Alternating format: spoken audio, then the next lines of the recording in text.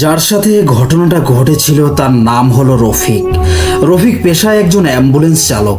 প্রতিদিনের মতো সেদিনও তিনি ঢাকা মেডিকেল কলেজের অ্যাম্বুলেন্স স্ট্যান্ডে বসেছিলেন। গরমে তার শরীর ঘামছে, চারপাশের বাতাস যেন দাঁড়িয়ে গেছে। আগস্ট মাসের প্রচণ্ড গরম, ঘাম মুছে তিনি সিগারেট ধরিয়েছিলেন। ঠিক তখনই তার কাছে আসেন হাসান মিয়া, হাসপাতালের এক চতুর্থ শ্রেণীর কর্মচারী, যার সাথে তার পুরনো যোগাযোগ ছিল। হাসান মিয়া হাঁপাতে হাঁপাতে বললেন, রফিক ভাই, একটা লাশের ট্রিপ আছে, আরিচাঘাটের পাশের একটা গ্রামে পৌঁছাতে হবে, 7,000 টাকা দিবে। রফিকের চোখ চকচক করে উঠল। তার নিজের কষ্টের হিসাব আছে, বাড়িতে মেয়ের স্কুলের ফি বাকি, ছেলের চিকিৎসা চলছে। এমন একটা মোটা অঙ্কের ট্রিপ হাতছাড়া করা চলবে না। তিনি কেবল একবার জানতে চাইলেন, মৃত্যু কিভাবে হয়েছে। হাসান মিয়া বললেন, বৃদ্ধ লোক, বার্ধক্যজনিত মৃত্যু, সমস্যা নাই, সব ঠিকঠাক আছে। রফিককে 2,000 টাকা আগাম দিলেন হাসান মিয়া, আর বললেন তাদেরকে পৌঁছে দেওয়ার পর বাকি 5,000 টাকা দিবেন। রাত তখন 11টা। রফিক অ্যাম্বুলেন্সে উঠে স্টার্ট করে দিলেন। 4 জন লোক, 3 জন পুরুষ আর 1 জন মহিলা, সঙ্গে একটি কাফনের কাপড়ে মোড়ানো লাশ উঠল অ্যাম্বুলেন্সে। দরজা বন্ধ হতেই ভেতরে একটা গুমট পরিবেশ তৈরি হলো, যেন লাশের সঙ্গে অনুচ্চারিত একটা ভারী নীরবতা ঢুকে পড়েছে গাড়ির ভেতরে। রফিক তাদের কাছে বাকি টাকা দাবি করেন, কারণ অনেক সময় দেখা যায় লাশ নিয়ে বাসায় নামানোর পরেই সবাই লাশ নিয়ে ব্যস্ত হয়ে অ্যাম্বুলেন্সের চালকের কথা মনে থাকে না তাদের। এজন্যই তিনি টাকা চেয়েছিলেন আগে ভাগেই। তো ওনারা কোনো বাকবিতণ্ডা ছাড়াই তারা বাকি 5,000 টাকা দিয়ে দিল। মনের ভেতর খানিকটা শান্তি এলো রফিকের। অ্যাম্বুলেন্স চলতে থাকলো। ঢাকার শহরের আলো আধারি পেরিয়ে তারা রওনা হলো মানিকগঞ্জের দিকে। রাত বাড়ছিল, রাস্তা ফাঁকা হচ্ছিল, মাঝে মাঝে দূর থেকে কুকুরের ডাক ভেসে আসছিল। রাস্তার ধারে বড় বড় গাছগুলো বাতাসের সাথে নড়ছিল। চাঁদের আলোয় মাঝে মাঝে রাস্তায় ছায়া পড়ছিল, যেন কারো অদৃশ্য ছায়া পথ পেরিয়ে যাচ্ছে। রাত প্রায় 1টা বাজে। তারা মানিকগঞ্জের কাছাকাছি পৌঁছে গেছে। হঠাৎ উথুলি নামক এক জায়গায় এসে অ্যাম্বুলেন্সে একটা ঝাঁকুনি লাগে। রফিক হালকা আটকে উঠলেন। ঝাঁকুনিটা অস্বাভাবিক ছিল। কোনো স্পিড ব্রেকার তো এখানে থাকার কথা নয়। পেছন থেকে যাত্রীরা চুপচাপ, কেউ কোনো কথা বলছে না। রফিক একবার তাকিয়ে দেখতে চাইলেন, কিন্তু তার সামনের গ্লাসটা কুয়াশার মতো ঘোলা হয়েছিল। তিনি ভাবলেন হয়তো রাস্তার কোনো ইট বা গর্তের কারণে ঝাঁকি লেগেছে। উথুলির রাস্তা পেরিয়ে একদম নির্জন এলাকায় পৌঁছে গেছেন তারা। রাস্তার 2 পাশে শুধু ধান ক্ষেত, মাঝে মাঝে কাঁঠাল আর তাল গাছের সারি। কোনো রকম আলো নেই, কেবল গাড়ির হেডলাইটের সাদা আলো সামনের রাস্তা আলোকিত করছে। হঠাৎ পেছন থেকে একজন বলল, ভাই, এখানেই থামান। রফিক ধাক্কা খেলেন মনে মনে।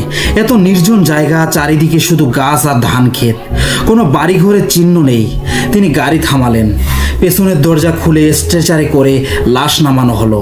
তিনি অবাক হয়ে জিজ্ঞেস করলেন, ভাই, বাড়ি কোথায়? এইখানে তো কিছু নাই। লোকগুলোর একজন হেসে বলল, তোমারে চিন্তা করতে হবে না, তুমি যাও। রফিক টাকাটা আগেই পেয়ে গেছেন। বেশি মাথা ঘামালেন না। গাড়ি ঘুরিয়ে ঢাকার দিকে রওনা দিলেন। তিনি যখন আবার উথুলির কাছে পৌঁছান, তখন হঠাৎ রাস্তার ধারে দেখতে পান সেই 4 জন যাত্রী দাঁড়িয়ে আছে, আর তাদের সঙ্গে সেই লাশটিও রয়েছে। তারা হাত নেড়ে তাকে থামাতে চায়। রফিকের শরীরে একটা ঠান্ডা স্রোত বয়ে যায়। গাড়ি থামিয়ে জানালা নামান আর জিজ্ঞেস করেন, ভাই, কিভাবে? আমি তো আপনাদের একটু আগেই নামিয়ে দিয়ে আসলাম। তখন ওনারা বলেন, কি বলছেন? আপনি তো উথুলিতে আমাদেরকে নামিয়ে দিলেন জোর করে। আমাদেরকে নামিয়ে দিয়ে আপনি সোজা চলে গেলেন, এখন আবার ঘুরে আসছেন। আমরা এখন এই লাশটা কিভাবে নিয়ে যাব? রফিকের মাথায় যেন ঝড় বয়ে যায়। চোখের সামনে সবকিছু গোলমাল লাগছে। তিনি আর ঝামেলা না বাড়িয়ে বললেন, ওঠেন, আবার নিয়ে যাবো। তারা আবার উঠে পড়ে। এবার রফিক গাড়ি চালাতে চালাতে বারবার তার আয়নার দিকে তাকান। আশ্চর্যের বিষয়, আয়নায় কারো প্রতিচ্ছবি পড়ছে না, শুধু খালি সিট, অথচ শব্দ শুনতে পাচ্ছেন। পেছনে যেন কেউ নিঃশ্বাস ফেলছে। তিনি পৌঁছে গেলেন সেই জায়গায় যেখানে প্রথমবার নামিয়ে দিয়েছিলেন। এবার সেখানে আবার সেই 4 জন হাত তুলে দাঁড়িয়ে আছে। তিনি থমকে গেলেন। গাড়ির পেছনে তাকালেন। গাড়ি ফাঁকা, কোনো যাত্রী নেই, কোনো লাশ নেই, কিচ্ছু নেই। ঘাম ঝরছে তার কপাল বেয়ে। ভয় আর বিভ্রান্তির এক অদ্ভুত অনুভূতি শরীর ঘিরে ধরেছে। আচমকা তিনি শুনতে পেলেন গাড়ির ভেতর থেকে কান্নার আওয়াজ, নারী কণ্ঠে মৃদু স্বরে। পেছনে ফিরে তাকালেন, খালি গাড়ি, কিন্তু কান্নার শব্দটা স্পষ্ট হচ্ছিল, যেন পাশেই কেউ কাঁদছে। হাত পা ঠান্ডা হয়ে আসছে। তিনি দ্রুত স্টার্ট দিলেন গাড়ি, সোজা ঢাকা শহরের দিকে ছুটতে লাগলেন। কিন্তু সমস্যা এখানেই শেষ নয়। গাড়ি ছুটছে অন্ধকারের বুক চিরে, হেডলাইটের আলো যেন থরথর করে কাঁপছে। রফিক দুহাত স্টিয়ারিং এ শক্ত করে আঁকড়ে ধরে। শরীর ঘামে ভিজে গেছে, জামা কাপড়ে যেন ঠান্ডা পানি ঢেলে দেওয়া হয়েছে। চোখের কোণে মাঝে মাঝে দেখতে পান রাস্তার পাশে অদ্ভুত সব ছায়ামূর্তি।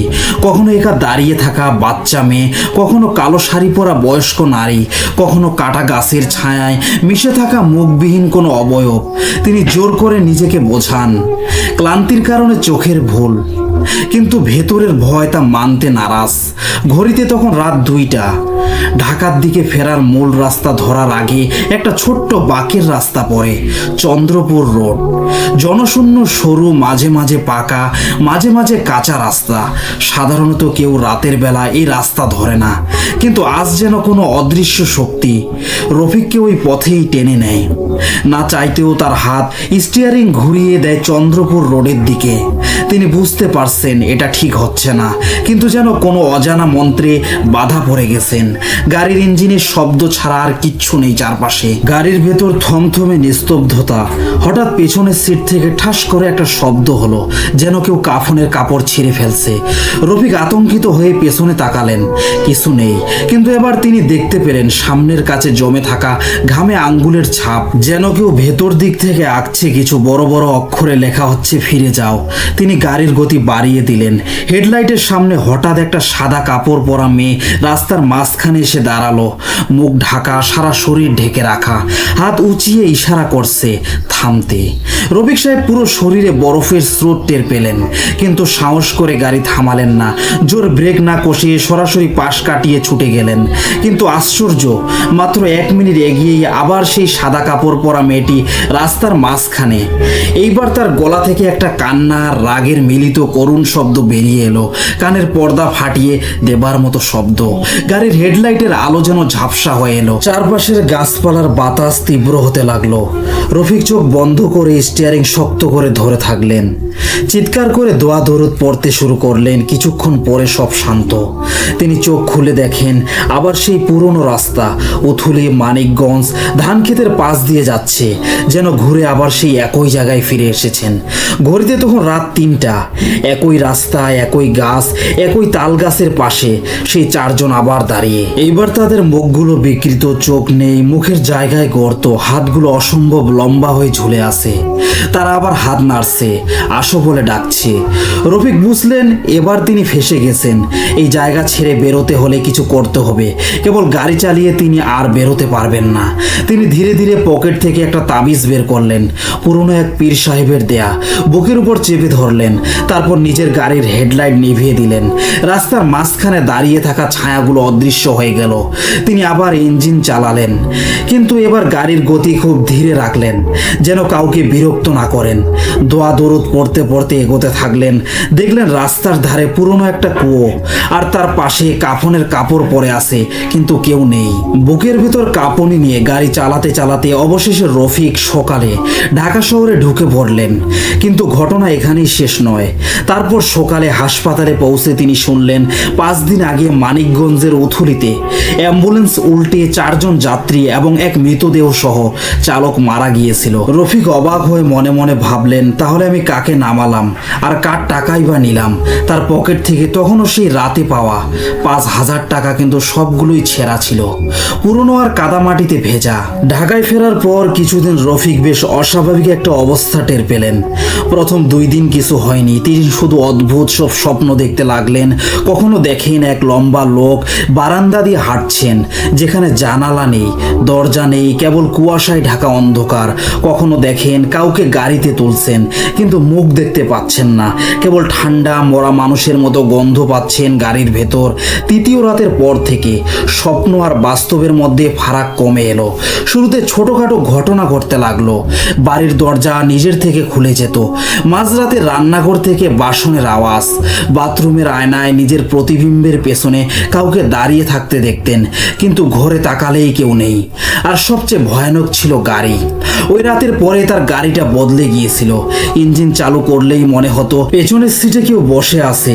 তার গাড়ির আয়নার সামনে দেখলে মনে হতো সাদা কাপড় দেখা যেত, যেন কেউ চুপচাপ বসে আছে তার গাড়ির পেছনে। একদিন সকালে তিনি খেয়াল করলেন গাড়ির ব্যাক সিটের কাপড়ে 4টা হাতের ছাপ, নোংরা কর্দমাক্ত আঁচড়ের দাগ।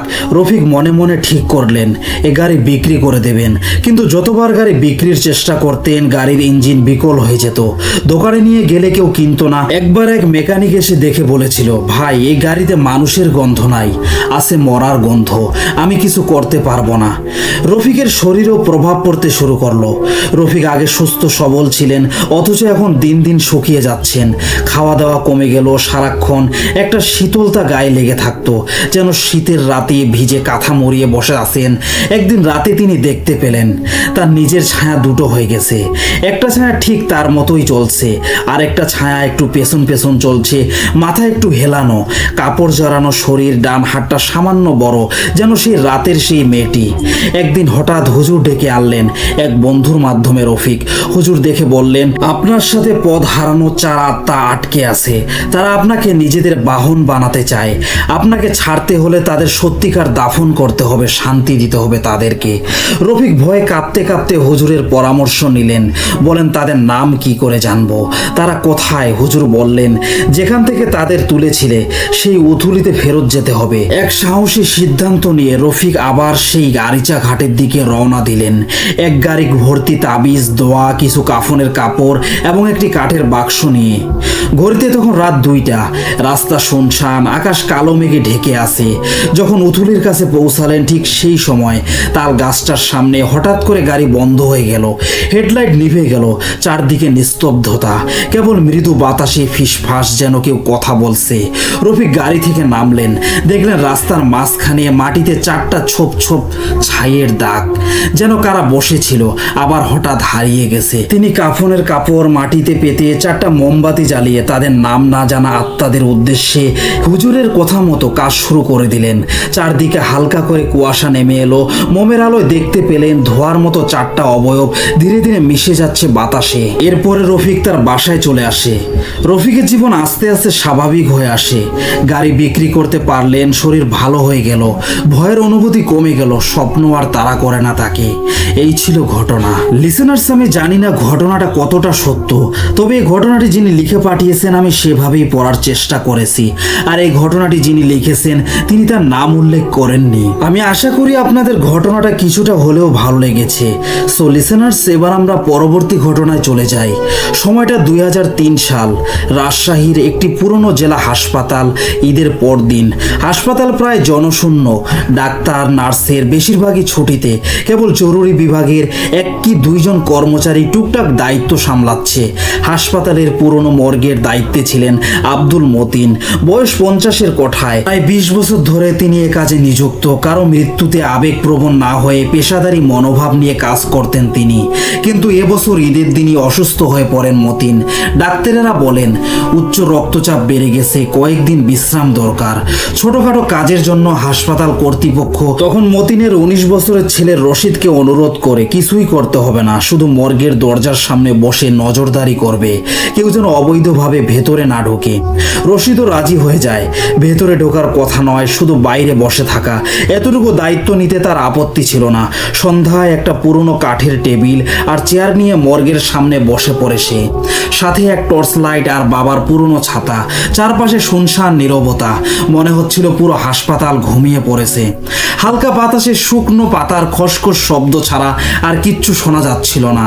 রাত 9টার দিকে হাসপাতালের এক পরিচিত ওয়ার্ড বয় আসলো, হাতে স্ট্রেচারে ঢাকা লাশ। ওয়ার্ড বয় বলল, সড়ক দুর্ঘটনায় মারা গেছে, চেহারা দেখলে ভয় পাবি, তাই দেখিস না, স্ট্রেচারে রেখেই যাচ্ছি। রশিদ তখন লাশের দিকে তাকানোর সাহস পায়নি, শুধু মাথা নেড়ে বসে রইল। 3 ঘন্টা পর তখন রাত বাজে 12টা। মাঝরাতে নীরবতা এতটাই গভীর মনে হচ্ছিল বাতাসও যেন থেমে গেছে। হঠাৎ মর্গের ভেতর থেকে ভয়াবহ শব্দ, মনে হলো বিশাল কিছু মাটিতে পড়ে গেল। রশিদ চমকে উঠে টর্চ লাইট জ্বালিয়ে এগিয়ে গেল।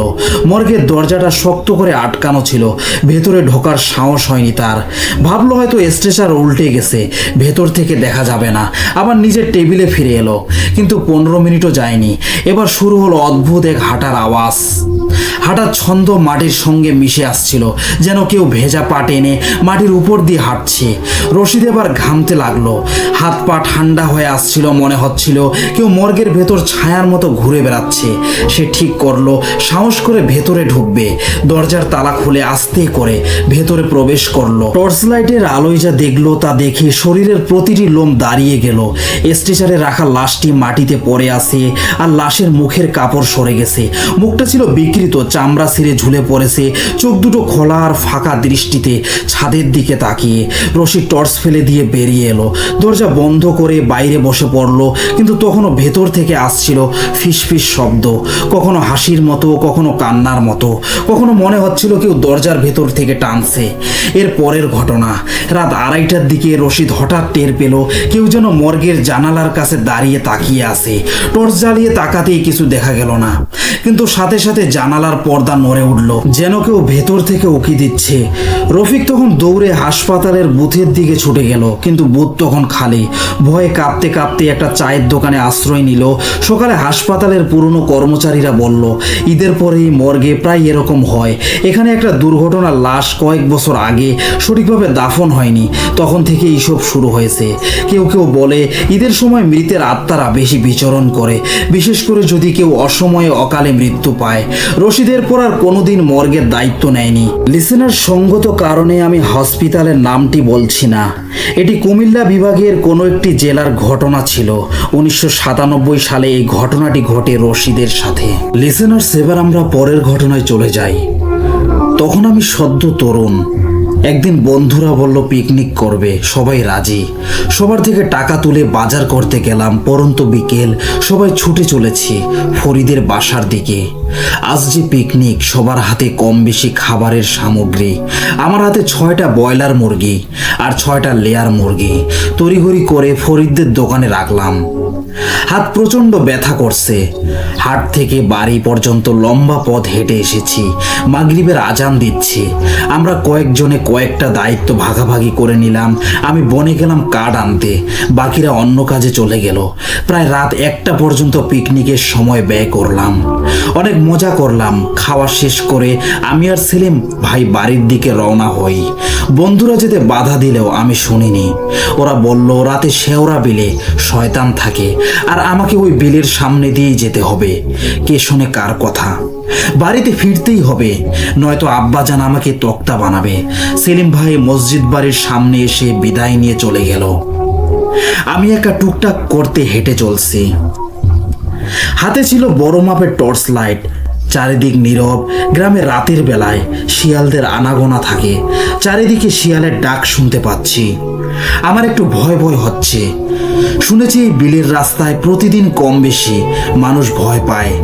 এসব কথা মনে পড়তেই আমি আরো ভীতু হয়ে পড়লাম। হাঁটতে হাঁটতে তালবাগানের রাস্তায় এসে পড়ি।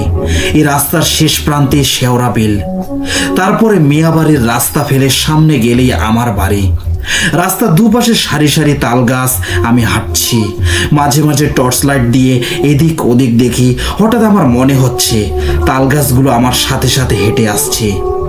মোরাদ মোরাদ শব্দে কান ঝালাফালা হয়ে যাচ্ছে। শো শো বাতাস, এ যেন ঝড়ো হাওয়া। ধুলাবালিতে চারদিক অন্ধকার আর অন্ধকার। আমি ভুল করেছি, এত রাতে বাড়ি ফেরাটা উচিত হয়নি। এখন কি আর করার? তবে আমি বুঝে গেছি আমার পিছনে শয়তান লেগেছে। আমি চিকন কণ্ঠে কান্নার শব্দ শুনতে পাচ্ছি। আজ বাঁচবো কিনা জানি না। এক একটা চিৎকার, এক একটা ভয়াল গর্জনের আওয়াজে আমি কেঁপে উঠি। কখনো মেয়েলি কণ্ঠে, কখনো বা বাচ্চা কণ্ঠের চিৎকারে আমি পাগল প্রায়। আমি যতবারই আয়াতুল কুরসি পড়তে যাই ততবারই আমার গলা আটকে যায়। আমি শ্বাস নিতে পারি না। আমি চিৎকার দিয়ে উঠি, কে আপনি? কেন আমাকে কষ্ট দিচ্ছেন? আমি আপনার কি ক্ষতি করেছি? হঠাৎ চারিদিকটা স্তব্ধ হয়ে এলো। তারপর যা দেখলাম তা সহ্য করার মতো নয়। নীল শাড়ি পরে দাঁড়িয়ে আছে এক মহিলা আমার পিছনে। তার নিঃশ্বাস আমার ঘাড়ে এসে পড়ছে, গরম নিঃশ্বাস। আমি পেছনে ফিরতেই আটকে উঠি। কি বিশ্রী চেহারা, কি বিদঘুটে গন্ধ তার শরীর জুড়ে, এটা কল্পনাও করা যায় না। ওর মুখে বড় বড় 4টা দাঁত দেখা যাচ্ছে, দাঁতগুলো লাল হয়ে আছে। গড়গড় শব্দ বের হচ্ছে ওর মুখ থেকে। আমি ওর দিকে লাইটটা ঘোরাতেই ও সাকরে তাল গাছের উপরে উঠে গেল। আমি দৌড় দিলাম, প্রাণপণে দৌড়াচ্ছি, মনে মনে নিজেকে গালি দিলাম, এর জন্য তো আমি দায়ী। আমি দৌড়াচ্ছি কিন্তু টের পাচ্ছি তাল গাছগুলোতে ঝুপঝুপ করে শব্দ হচ্ছে। লাইটটা গাছগুলোর দিকে মারতেই দেখলাম ওই পিশাচটা এক গাছ থেকে অন্য গাছে লাফিয়ে লাফিয়ে আমার সাথে সাথে এগোচ্ছে। আবার বিকট চিৎকার। আমি আর পারছি না, শরীর ক্লান্তিকর। পিকনিক থেকে পেট ভরে খেয়ে এসেছিলাম, আর ভরা পেটে দৌড়ানো অত সহজ না। চোখ থেকে পানি গড়িয়ে গড়িয়ে পড়ছে। আমি বাঁচতে চাই। আমার পরিবারের কথা মনে পড়ছে বারবার, নাসরিনের কথাও মনে পড়ছে। অনেক ভালোবাসি তাকে, ওয়াদা দিয়েছিলাম সেরিডারে আমি বিয়া করুম। ভীষণ লাজুকো মায়া মায়া চেহারা। কল্পনা থেকে ফিরলাম হোঁচট খেয়ে, ধূপ করে মাটিতে পড়ে গেলাম। ব্যথায় কুকিয়ে উঠতেই আবার উঠে দাঁড়ালাম। আমি স্পষ্ট দেখতে পাচ্ছি বিশাল শরীরে সেই পিশাচটা দূরে দাঁড়িয়ে আছে। হয়তো আলোর জন্য কাছে আসতে পারছে না, কিন্তু আমি আয়তুল কুরসি পড়তে গেলেই আমার গলা আটকে যায়। অনেক চেষ্টা করেও আমি ব্যর্থ হচ্ছি। আমি সত্যি আর পারছি না, কারণ আমার ডান পাশে শেওড়া বিল। এ বিল নিয়ে অনেক ঘটনা জড়িত। আমি আবার দৌড়াতে শুরু করি। রক্তাক্ত পা দুটো কাজ করছে না। বিলের অর্ধেকটা পথ পেরিয়ে আসতেই আমার লাইটটা নিভে যায়। আমি থেমে পড়িনি, নিজেকে বাঁচাতে ব্যস্ত এখন, কিন্তু চারিদিকটা আরো ভয়ানক হয়ে যাচ্ছে। আমার পিঠে সুচালো কিছু একটা ঢুকলো, তারপর আবার বের হলো, আবার ঢুকছে, আবার বের হচ্ছে। আমার পিঠ থেকে ঝরঝর করে রক্ত বের হচ্ছে। জানি না কি হচ্ছে আমার সাথে, তবু আমি দৌড়াতে থাকি। ঠাস করে কেউ একজন আমার গালে থাপ্পড় দিতেই আমি মাটিতে লুটিয়ে পড়ি। অন্ধকারে দেখতে পেলাম আমি কবরস্থানের পাশে। দেরি করিনি, দৌড়ে কবরস্থানে ঢুকে পড়ি। ব্যথায় সারা শরীর জুড়ে। আমি জানি কবরস্থানে ওরা প্রবেশ করতে পারে না। আমি বাম কানে কিছুই শুনতে পাচ্ছি না। থাপ্পড়টা বাম গালে লেগেছে। গড় গড় করে সে আমায় বলছে, আমি রক্ত চাই, একটু রক্ত দে। শয়তানটা গলায় বলতে থাকে, আয় আমার কাছে আয়, তোকে আমি অনেক ধনী করে দেব, অনেক টাকা দেব, আমাকে একটু রক্ত দে।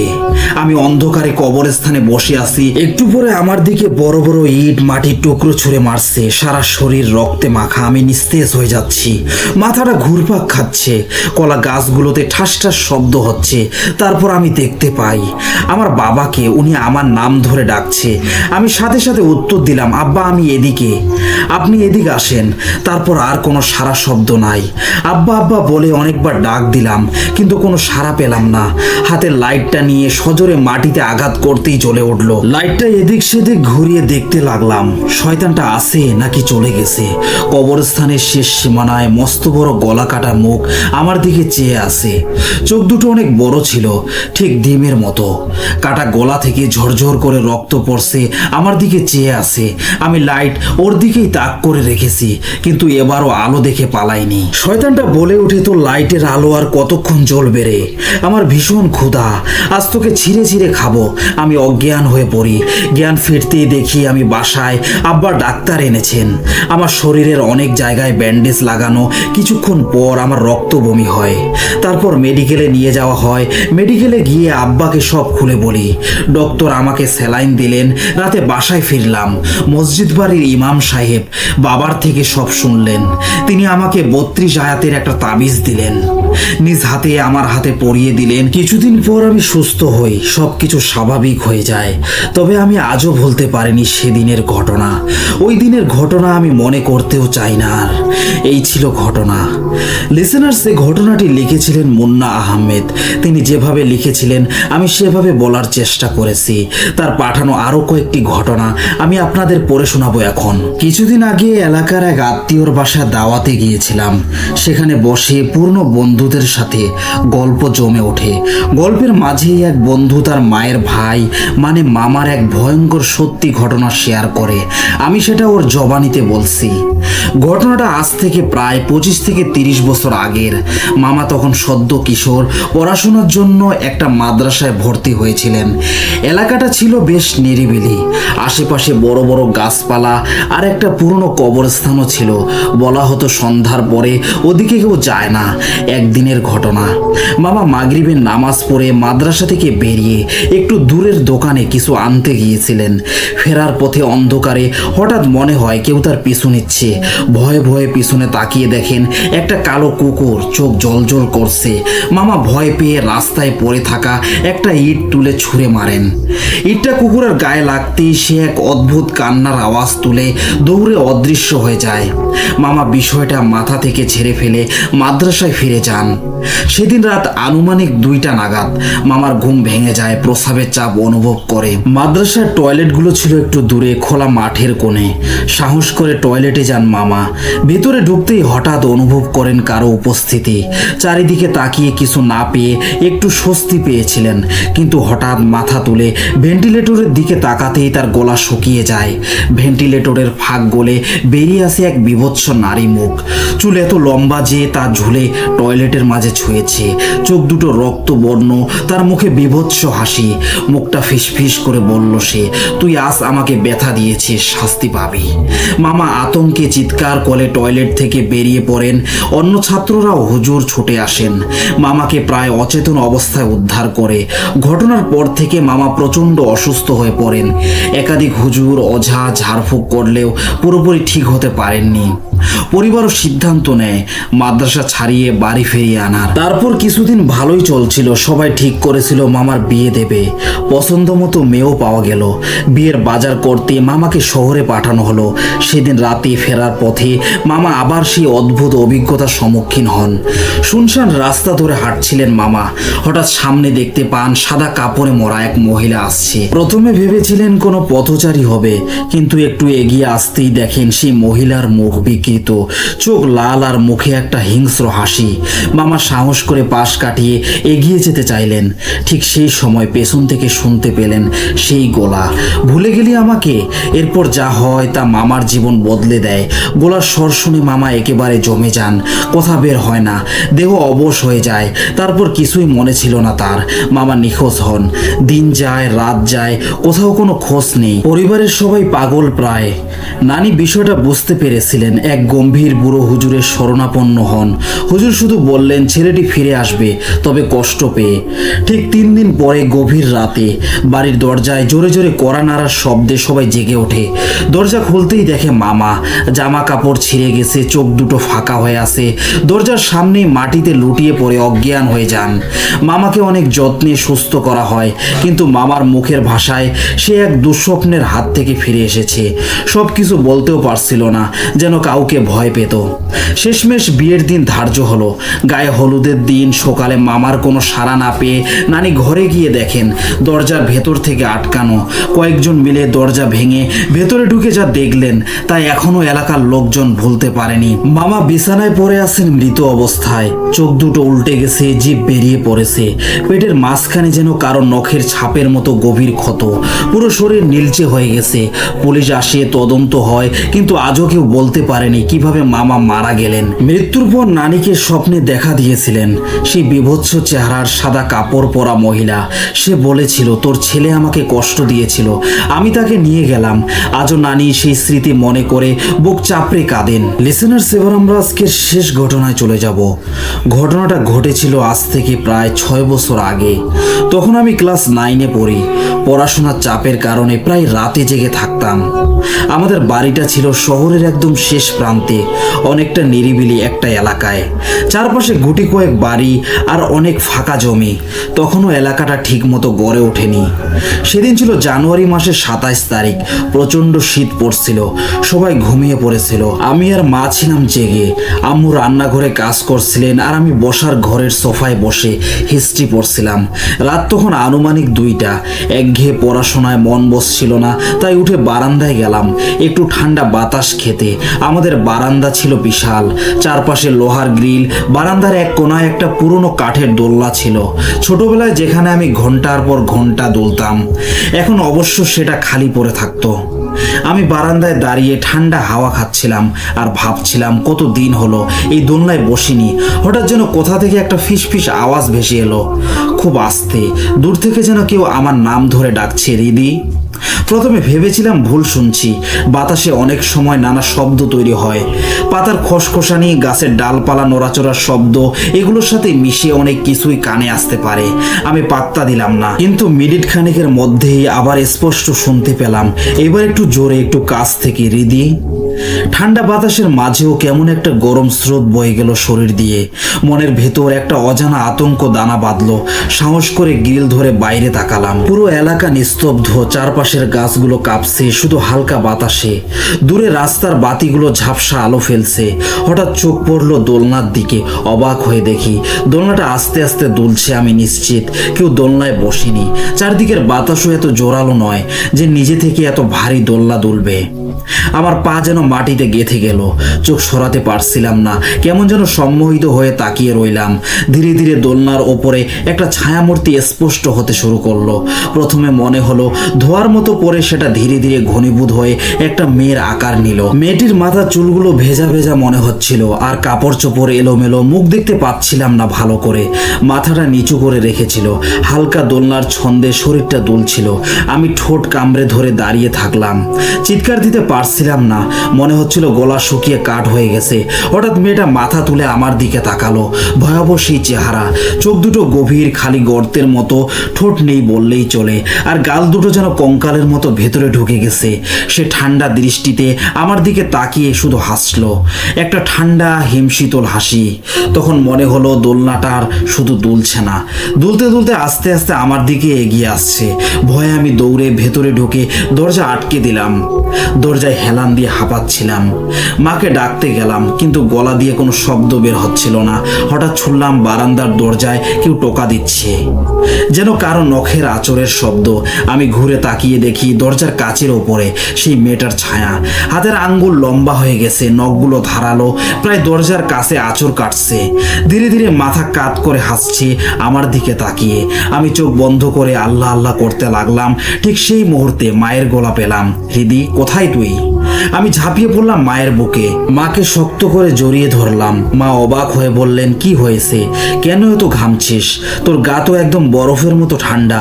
আমি শুধু কাঁপতে কাঁপতে বললাম, বারান্দায় কেউ আছে। মা তখন সাহস করে বারান্দায় গেলেন। আমি ভয়ে ভয়ে দূর থেকে তাকিয়েছিলাম, কিন্তু মা বারান্দায় গিয়ে কাউকে পেলেন না।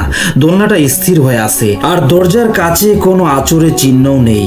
আমি জানি আমি ভুল দেখিনি। পরের কয়েকদিন আমি প্রচণ্ড জ্বরে ভুগলাম। মাঝে মধ্যে ঘুমের মধ্যে উঠে চিৎকার করতাম, কাঁদতাম। মা আমাকে মাদ্রাসায় নিয়ে গিয়েছিলেন, সেখানে এক হুজুর তাবিজ দিলেন। তারপর ধীরে ধীরে স্বাভাবিক হতে শুরু করলাম। সবাই আমার জন্য দোয়া করবেন। লিসেনার্স, আজকের মতো এখানেই শেষ। পরবর্তী ঘটনাগুলো শুনতে চাইলে আমাদের চ্যানেলটি সাবস্ক্রাইব করে আমাদের পাশে থাকবেন। সকলের সুস্বাস্থ্য ও দীর্ঘায়ু কামনা করছি। আমরা সকলে যেন রবের পথে থেকে জীবন পার করে দিতে পারি।